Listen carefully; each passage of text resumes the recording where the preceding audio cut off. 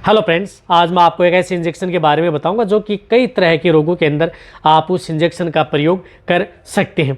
सबसे पहले तो आपको बताता हूं, जिस तरह से पशुओं में कीटोसिस डिजीज़ हो जाए, यानी कीटोसिस डिजीज़ में आपने देखा होगा कि पशु में धीरे धीरे, ज़्यादातर भैंस के अंदर आपने सबसे ज़्यादा देखा होगा कि धीरे धीरे वो खाना छोड़ देती है, जिसकी वजह से पशु कमज़ोर होता जाता है। सबसे पहले पशु क्या छोड़ता है? बांट छोड़ता है। जो भी दाना मिश्रण या अनाज देते हैं वह खाना छोड़ देता है और धीरे धीरे चारा भी छोड़ देता है। तो उस तरह की बीमारी में भी आप उस इंजेक्शन का प्रयोग कर सकते हैं।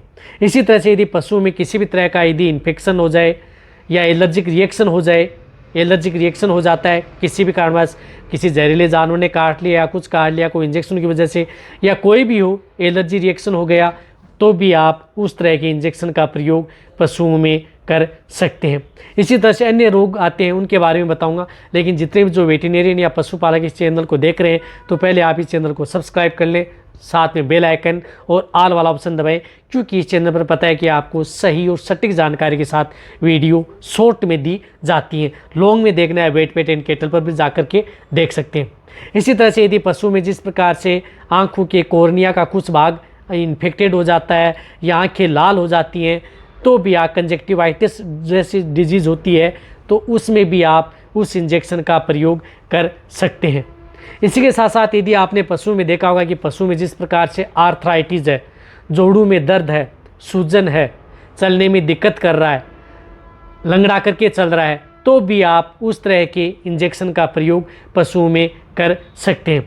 देखो, मैं इंजेक्शन कौन से इंजेक्शन की बात कर रहा हूँ? मैं इंजेक्शन कर रहा हूँ प्रेडनिसोलोन की। ये प्रेडनिसोलोन साल्ट का इंजेक्शन हो, किसी भी कंपनी का हो, जिस प्रकार से एमएसडी का है प्रेडनिसोलोन, इसी तरह से प्रेडनिसोलोन साल्ट का जो इंजेक्शन आता है, इस इंजेक्शन का प्रयोग जो जितने मैंने रोग बताए हैं उन रोगों के अंदर आप कर सकते हैं।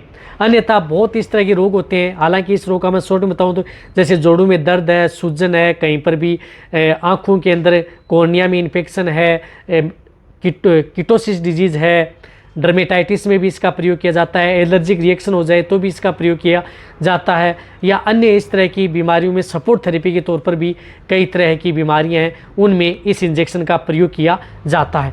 बट इस इंजेक्शन का प्रयोग यदि आपका पशु प्रेग्नेंट है, उस पशु में नहीं करना चाहिए, यानी गाभिन पशु के लिए सेफ नहीं है, तो प्रेग्नेंट पशु में आप इस इंजेक्शन का प्रयोग ना करें। रही बात इस इंजेक्शन की डोज की, तो जो गाय भैंस हैं उसमें इस इंजेक्शन को, जो इस तरह का इंजेक्शन आता है, इसकी डोज होती है 5 ml से लेकर के 10 ml।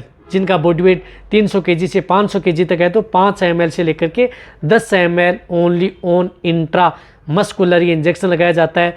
इसी तरह से भेड़ बकरियों में 1 से 3 ml ये इंजेक्शन लगाया जाता है। इसी के साथ साथ यदि डो कैट है, उनमें भी इस तरह की दिक्कत हो जाए तो 1 से 2 ml ये इंट्रा मस्कुलर इंजेक्शन लगाया जाता है। हालांकि इस इंजेक्शन का विड्रॉल पीरियड भी होता है 3 दिन से लेकर के दूध देने वाले पशुओं का, और मीट के लिए 20-21 दिन का जब ये इंजेक्शन लगाते हैं, तो इस बात का भी आपको ज़रूर ध्यान रखना है। रही बात इस इंजेक्शन को रिपीट, तो 24 घंटे के अंतराल में आप, जैसे आपने सुबह यदि इंजेक्शन लगा दिया तो कल सुबह आपको फिर आप इस इंजेक्शन को रिपीट कर सकते हैं।